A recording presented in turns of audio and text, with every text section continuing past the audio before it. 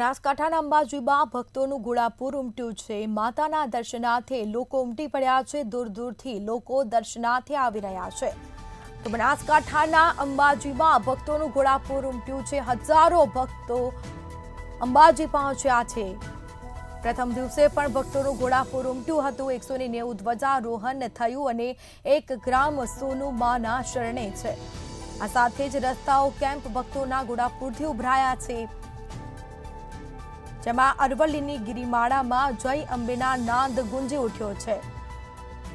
તો વધુ વિગતો સાથે સંવાદદાતા પ્રકાશ ત્રિવેદી ફોનલાઈન પર જોડાઈ ગયા છે। જી, બનાસકાંઠાના અંબાજીમાં ભક્તોનું ઘોડાપૂર ઉમટ્યું છે। માના ચરણે લોકો દર્શનાર્થે પહોંચ્યા છે। શું વિગતો?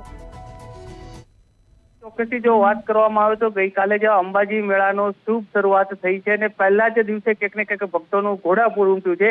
પ્રથમ દિવસની વાત કરવામાં આવે તો 1,93,220 માઈ ભક્તો લગભગ માના દ્વારે પહોંચ્યા છે। પ્રથમ દિવસેની જો વાત કરવામાં આવે તો 190 ધ્વજારોહણ થયું હતું અને 1 ગ્રામ સોનાની આવક થઈ છે। અહીંયા અનેક રસ્તાઓ અને જે કેમ્પો બનાવવામાં આવે છે, કેમ્પો ક્યાંક ને ક્યાંક માઈ ભક્તોથી ઉભરાઈ રહ્યા છે। અરવલ્લીની જે ગિરિમાળા છે, ગિરિમાળામાં જય અંબે ના નાદથી ગુંજી ઉઠી છે।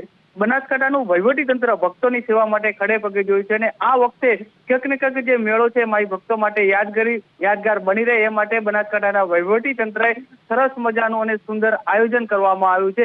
હર વર્ષે મેળામાં કંઈક નવીનતા હોય છે। મેળાની અંદર લગભગ જે મંદિરથી માંડીને તમામ જગ્યાએ એક આલુક દ્રશ્ય સામે આવ્યું છે। એટલે એવું કહી શકાય છે કે ભક્તિ એનું જે આસ્થાનું જે કેન્દ્ર છે ક્યાંક ને ક્યાંક ભક્તો માટે યાદગાર બની રહેશે।